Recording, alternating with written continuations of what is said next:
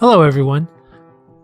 This is a document-based question for AP US History on constitutional controversies. I'm going to lead you through what you need to do in order to write this DBQ, as well as explain the meanings of some of the documents along the way. The question you are writing is at the beginning of your assignment in this box. You will answer the following prompt. Explain the issues that created the greatest controversies during the ratification of the United States Constitution, 1787 to 1788, and analyze how those issues continued to divide the nation during the 2 decades following ratification. Before you begin, make sure to use the first line page in your PDF handout to make an outline of your answer, organizing the documents and making sure you answer the full prompt. Document A is from Elbridge Gerry in a letter to the Massachusetts legislature from October 18, 1787. It says, "My principal objections to the plan the United States Constitution are that there is no adequate provision for the representation of the people, that they have no security for the right of election, that some of the powers of the legislature are ambiguous, meaning undefined, and others indefinite and dangerous, that the executive is blended with and will have undue influence over the legislature, that the judicial department, meaning the courts, will be oppressive, and that the system is without the security of a Bill of Rights." You might want to consider rewriting in your own words what this document is saying, identifying each of the objections that Elbridge Gerry brings up. It may help you to come to your own thesis statement later. Document B is from James Madison, who wrote in the Federalist Paper No. 10 on November 22, 1787. He writes, "Among the numerous advantages promised by a well-constructed union or nation, none deserves to be more accurately developed than its tendency to break and control the violence of faction, or party. The most common and durable source of factions has been the various and unequal distribution of property. Those who hold that those who are without property have ever formed distinct instincts in society, a landed interest, a manufacturing interest, a mercantile interest, a moneyed interest, with many lesser interests, grow up of necessity in civilized nations. The regulation of these various and interfering interests forms the principal task of modern legislation, and involves the spirit of party and faction in the necessary and ordinary operations of government. A faction consists less than a majority. Relief is supplied by the Republican principle, which enables the majority to defeat its sinister views by regular vote. It may clog the administration, it may convulse or panic the society, but it will be unable to execute and mask its violence under the forms of the Constitution. The greater the number of citizens and extent of territory which may be brought within the compass of Republican government renders factious combinations less to be dreaded. Extend the sphere and you take in a greater variety of parties and interests." What Madison is saying here is that there are many ways to defend against minority perspectives taking over the country under the Constitution. By allowing for more parties to take over in government, it weakens the power of any one group. Document C is a letter from George Washington to the Marquis de Lafayette, written February 7, 1788. It begins, With regard to the two great points, the pivots on which the whole machine must move, my creed is simply, first, that the general government is not invested with more powers than are indispensably necessary to perform the functions of good government, and consequently that no objection ought to be made against the quality of power delegated to it. Second, that these powers, as the appointment of all rulers will forever arise from, and as short stated intervals, referred to the free suffrage of the people, are distributed among the legislative, executive, and judicial branches, into which the general government is arranged, that it can never be in danger of degenerating into a monarchy, an oligarchy, an aristocracy, or any other despotic or oppressive form, so long as there shall remain any virtue in the body of people. Should that which is now offered to the people of America be found an experiment less perfect than it can be made, a constitutional door is left open for its amelioration. So many contradictory and, in my opinion, unfounded objections have been urged against the system in contemplation, many of which would operate equally against every efficient government that might be proposed. I will only add, as a farther opinion founded on the maturest deliberation, that there is no alternative between the adoption of this and a recurrence to an unqualified state of anarchy with all its deplorable consequences.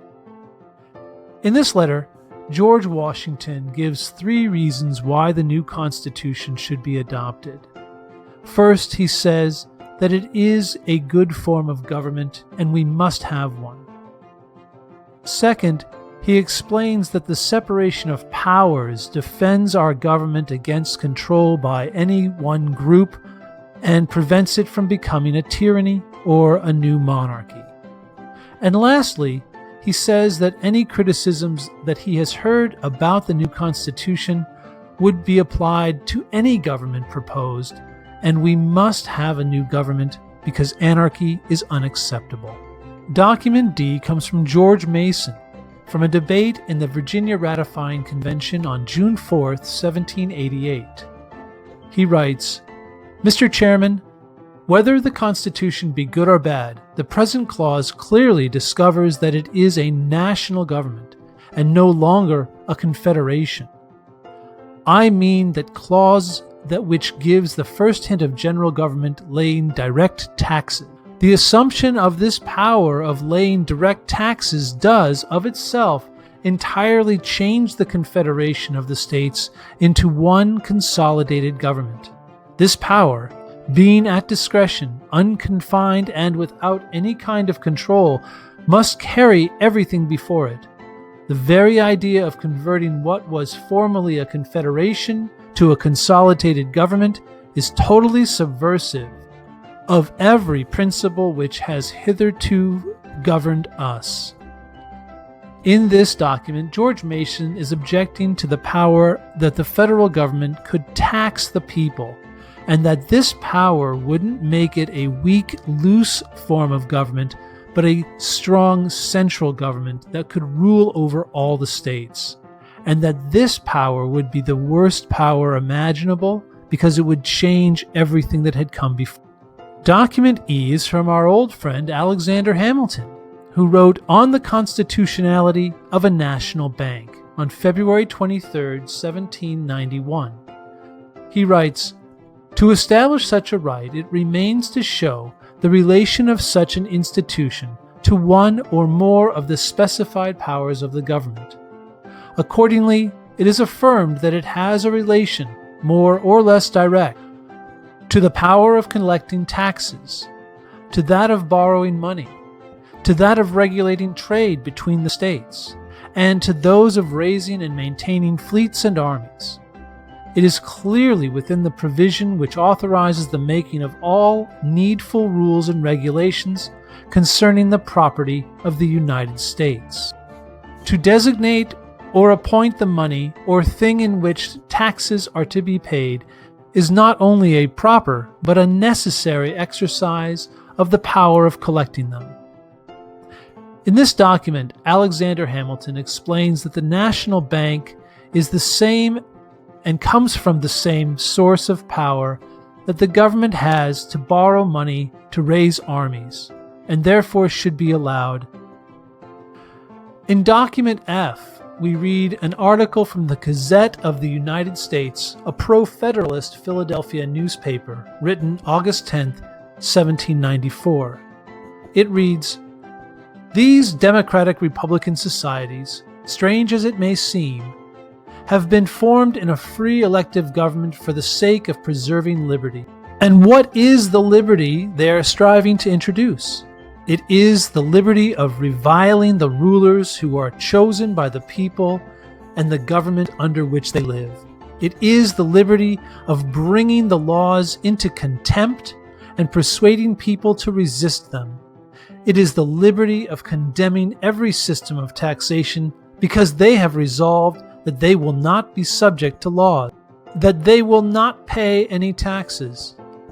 To suppose that societies were formed with the purpose of opposing and with the hope of destroying government might appear unfair, provided they had not already excited resistance to the laws, and provided some of them had not publicly avowed their opinions that they ought not pay any taxes." Document F is arguing that the opposition to the Constitution is really not the freedom to do something, but a freedom to not do anything, to reject everything, and to never pay for anything at all, and that this is somehow not a freedom that anyone should ever want or expect, that this is against the very nature of a free society. Document G is an article from the General Advertiser, a Philadelphia newspaper opposed to the Federalists, commenting on the enforcement of the whiskey tax in August 20th, 1794. It reads, "As violent means appear to be the desire of a high-toned government men, it is to be hoped that those who derive the most benefits from our revenue laws will be the first to march against the Western insurgents.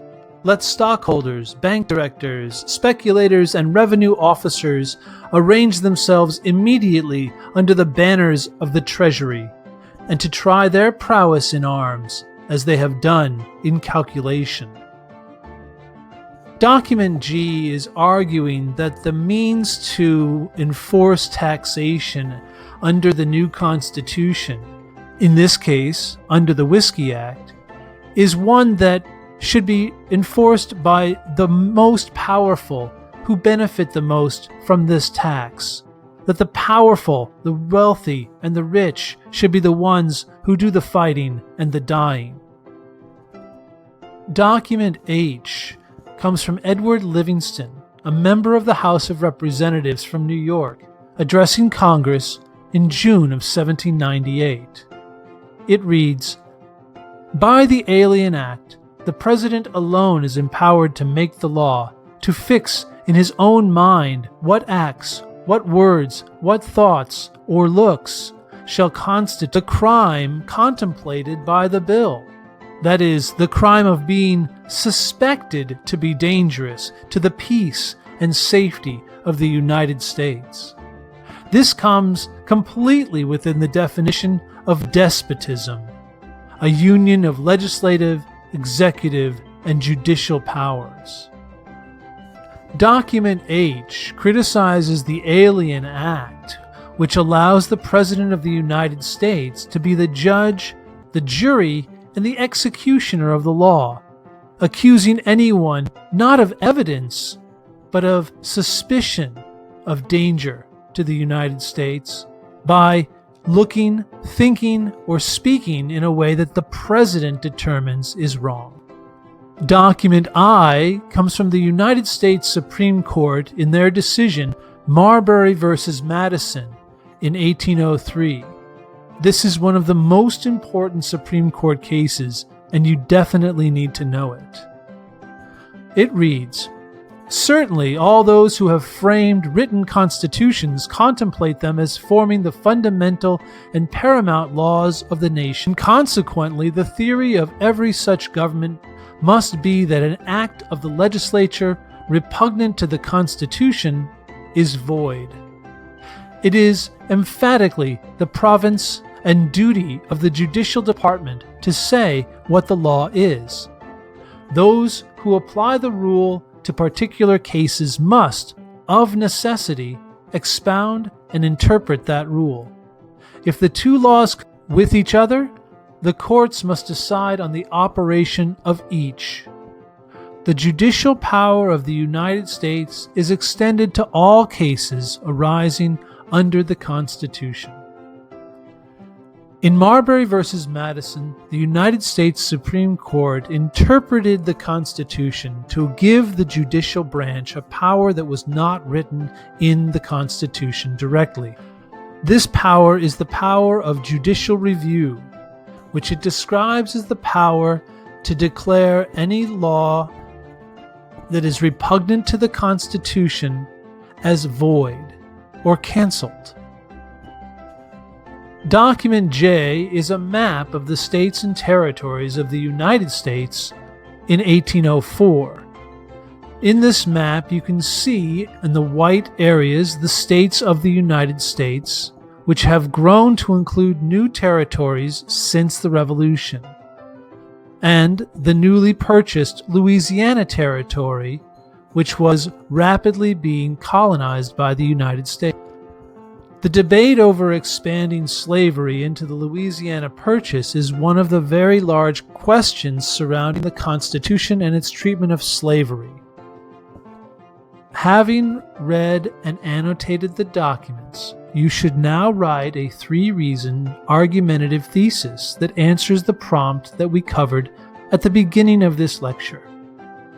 Your arguments should be supported with evidence from the documents, and you should write 5 paragraphs on the lines provided in your PDF.